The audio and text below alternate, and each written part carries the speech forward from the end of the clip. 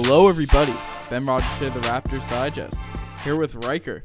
Yeah. Ryker, we got 3 coaches left. Narrow down the final Raptors coaching race. Yeah. Wait, is this official? This is it. We are 100% certain it will be one of these 3. There's not going to be any sort of diamond in the rough, pop up last minute. Well, unless fake news is taking over Toronto Raptors media. Yeah, we'll leave. These are the last 3 guys. Leave the fake news to the States. No offense. Yep. Anybody in the States, if you listen to this podcast, which I doubt. But we're talking coaches. We're talking coaches. Leave it in the comments if you're from the States. We're talking, and you know what? The names have already slipped me. You got the pronunciation of the second one. Yeah, Sarunas Jasikevičius. No, you. Jasikevičius. Jasikevičius. I think that's it. Jasikevičius. And Ettore Messina, but pronounce it in an Italian accent. Put your Mario cap on. All right. Essentially, you're right. We got it down to 3, and we're going to hit fast and hard here. We're going to go 30 seconds of trying to convince the other on why each given coach is the best candidate, and then we'll break it down. All right? But okay, just a fun little introduction, because I certainly haven't heard of 2 of the 3 before you sent me the article. For the search. The search. So let's do a 30-second breakdown of each and your most convincing appeal to why they should be the head coach. And we'll start with we'll start with Sarunas Jasikevičius. All right. 30 seconds on the clock. Into it. Go. Let's go. Sarunas Jasikevičius. Well, the first reason, his name's a meme. We got to have the meme coaches. But he was the coach of Zalgiris, former Raptors, home of former Raptors 905, Axel Toupane. He led them to 3rd place in the EuroLeague, despite them not having the biggest budget in the EuroLeague. They don't have that much money, so they don't have the best players. He's known as tactically a very good coach. He's a young guy, just like one of those young risky guys that has lots of potential as a coach. Beep. All right, we'll break him down further in a minute. That's 30 seconds. Yep. I'll swing us into Ettore, either Ettore or Ettore. I feel like there's probably the accent is probably stressed. The E is probably stressed at the end, but I don't know. Mm-hmm. Anyways, Ettore Messina, and we're gonna start in 3, 2, 1, go. Let's get it. All right, considered one of the best EuroLeague basketball coaches of all time. He's never once had an under 500 record, and except for one tainted exactly 500 win season or 500 percentage, he's been over 600 or 60% each season. He got that one win. He was the lead coach for the one win that the San Antonio Spurs took against the Golden State Warriors. And in fact, he was personally backed by the Spurs staff to get a head coaching position for the Hornets before they replaced him with an absolute nobody. So we'll get that Spurs system in the Raptors. I think that's my time. Great guy for it. Yep. And last but not least, people are probably a little more familiar with him. Nick Nurse.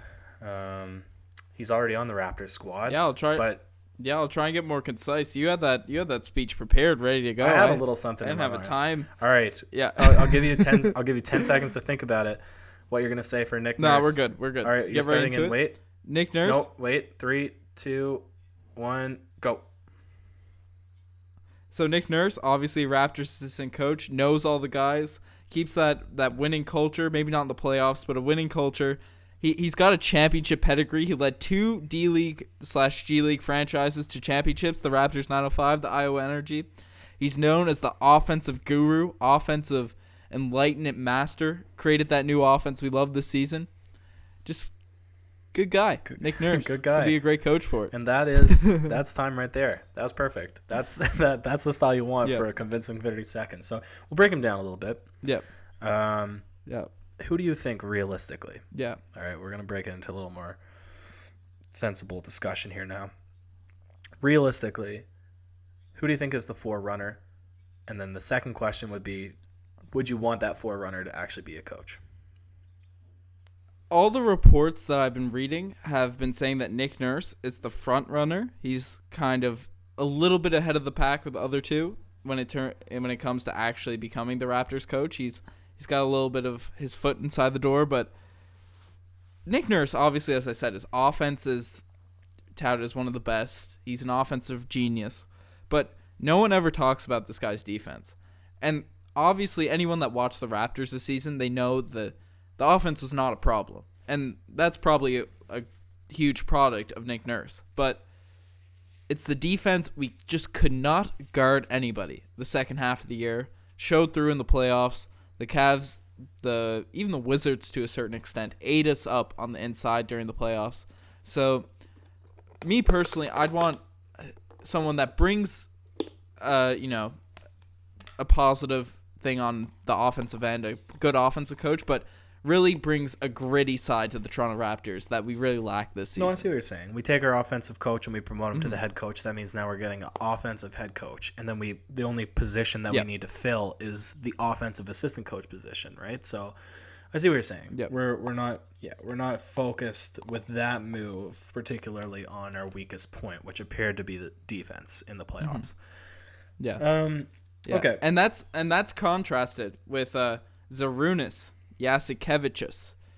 So I didn't get to mention this point in my rant because I was grossly unprepared for the 30 seconds. But he's known as kind of a nutball on the sideline. Players apparently love him, but he's nuts. He goes crazy, screaming at refs. Apparently people have said he'd lead the NBA in technical fouls, just how hyped and into the game he gets. So I think that could be a positive for the Toronto Raptors. I don't know. I mean, with craziness, certainly is a double-sided or two-sharpened. What's the sword expression? There's an expression with a sword. Two-sided. Yeah, double-edged. Double-edged. Or whatever. That's probably it. Yeah. I mean, you got motivation, right? You got that spirit. You're rallying it's like the Stan Van troops. Gundy factor. Yeah, but I mean, at the same time, man, to add dysfunctionality to the Raptors, which to me, they lacked a vision when it came to the playoffs, right? They were taught the entire season long, act as a unit, and then we get to the playoffs and they can't play D on a string, and we want somebody out there yelling like a crazy maniac. Maybe it would work. I don't know. I mean, we look at the antics, like LeVar Ball. Apparently, go ahead.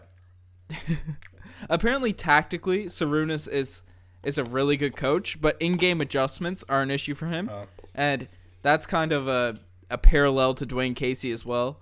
But if you give him time and to prepare, apparently he can do a lot of that stuff, but switching up the game plan isn't really his thing. And he wants people to play a really structured game of basketball, so he doesn't allow for much freedom from his players. At least he didn't show that in Europe. And obviously Kyle Lowry has been he had a good relationship with Dwayne Casey, and they didn't argue or anything, but Kyle Lowry has been known to butt heads with coaches, and if we bring back Kyle Lowry and this new coach wants him to play a very structured, focus system, that might bring back some clashing between for sure. him It's and a our balance, top but I'd point guard. rather coaching the Raptors than Kyle Lowry coaching the Raptors. That's fair.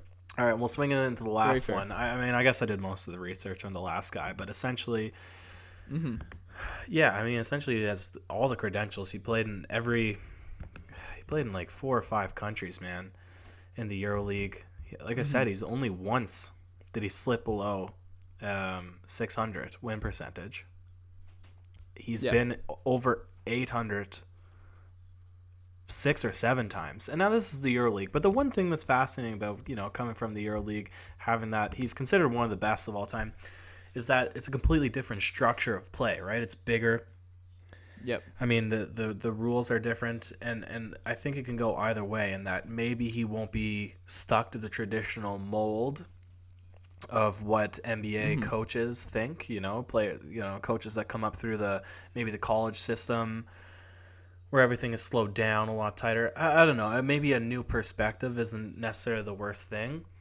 But at the same time, like the Euro game is so different than the NBA. I don't know how well it translates. I mean, the one good thing that he has going for him, another good thing that he has going for him is, that Spurs organization just rings out amazing coaches.